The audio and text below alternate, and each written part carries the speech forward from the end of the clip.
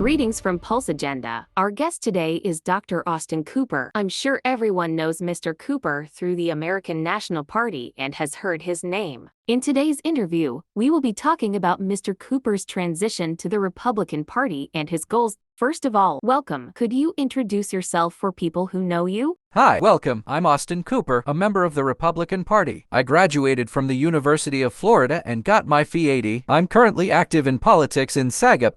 Mr. Cooper, my first questions are about your current party. What are the basic principles and ideology of your party? SAGOP'a prioritizes the welfare and interests of the American people. It eschews any political action that is absurd and damaging to America. We strongly oppose illegal immigration. We support legal immigration. We advocate for increased powers for law enforcement, and we think it should be expanded. We are clearly opposed to affirmative action and believe that everyone should be equal in order for society to thrive. Affirmative action against certain segments of society for certain political reasons is unacceptable. In short, SAGOP'a is the last stand that defends the interests of America and the American people. I would like to focus on your party's position in the local electoral race. What do you think are the current problems of Los Santos, and what solutions do you and your party propose?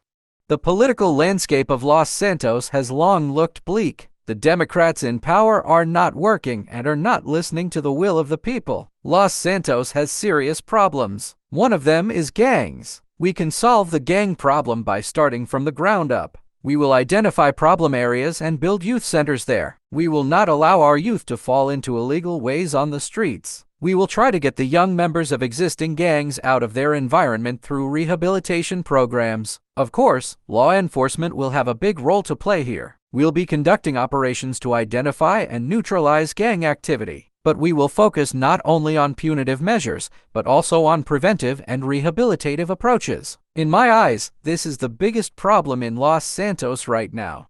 What are your party's policies on economy, education, security, etc.? Can you tell us about your specific promises? I've told you our proposed solutions. We believe that choices made by the people are more reliable than choices made by the government. That's why our basic economic policy is to create competition by allowing more free and unfettered markets, and through this competitive environment, to spearhead economic development. When it comes to our security policies, our party supports expanding the power of law enforcement. This is essential to combat organized and widespread crime. However, there is a risk that this expanded power will be used for malicious purposes. Law enforcement must become more transparent to ensure that the expanded power is not used for malicious purposes against certain groups or cruelly. I'd also like to tell you about our 5-year technology strategy plan. It will aim to bring 21st century technological advances to local governments. The digitization of city government to facilitate our residents' interactions with public institutions and align them to the user experience. Another important issue I want to ask you about is the LGBT issue. What is your and your party's policy on LGBT? I personally don't support LGBT, but no one can interfere in anyone's private life. What I'm against is that today LGBT organizations are entering schools. Children go to schools to get an education, not to learn about LGBT. We don't interfere in anybody's life. We can't interfere. But we can't allow LGBT to be in the forefront. Mr. Cooper, what I'm trying to find out is that when you come up with the LGBT issue, what exactly is your policy on this issue? Is there going to be a sanction against homosexuals? Or are you misunderstood? What is your view on homosexuality? We are misunderstood. We are not authorized to interfere in anyone's private life. But we will interfere in this in associations. We will not allow associations to go and operate in schools. Other than that, we don't have a problem with homosexuals. We won't have a problem with homosexuals. Everyone has their own private life. What is your view on LGBT people being able to hold public office? Will this openness be ensured? It's not right to project sexual, religious, and political views in public spaces. We will provide employment opportunities for all citizens without discriminating any view.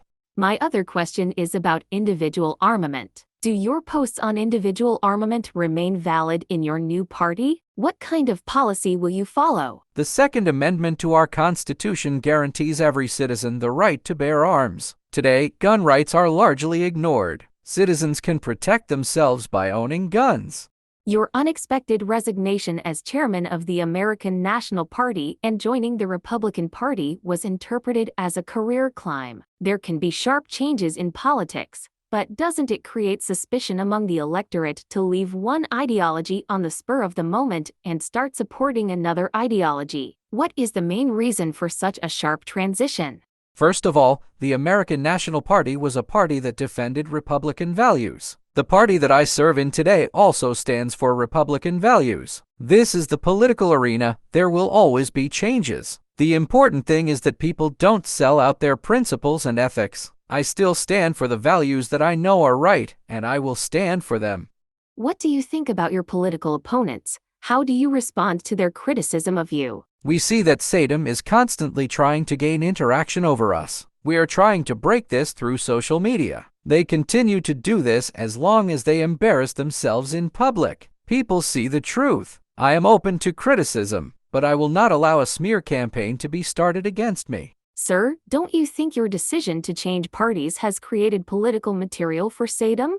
They were going to start a perception campaign about me anyway. They tried to defame me by talking about my party change. But with the statements we made, we showed the people of Los Santos the truth, and it blew up in their hands. No, it was not political material for them. The LGBT group Rainbow Society published an article criticizing you. Do you plan to work to change the LGBT community's perception of you? We know very well that that community is run by Satan. We will not work to change their perception. As I said, we respect everybody's views. Everybody knows that. Mr. Cooper, one last question, and I hope we can get an answer. You were your old party's candidate for mayor of Los Santos. Will you announce your candidacy for mayor of Santos in your new party?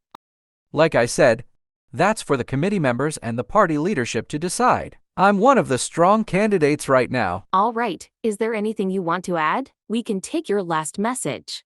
Dear American people, Los Santos is our home, a big and colorful family that we live with. Each of us in this city has different stories, different experiences, but we all have a common goal: to build a better future. At SAGOP, we are committed to achieving that goal. We are fighting for a just and inclusive Los Santos. We fight for a city where we all have equal access to the opportunities we deserve. We know that we cannot succeed in this fight without your support. That's why I invite everyone who loves America and Los Santos to support and become a member of SAGOP. Thank you again for your trust and support. Dear viewers, Dr. Austin Cooper, member of the Grand Old Party of San Andreas, was our guest today on Pulse Agenda. He talked about his and the Republican Party's policies. See you in our next Pulse Agenda broadcast, and don't forget to follow our Pulse News social media accounts.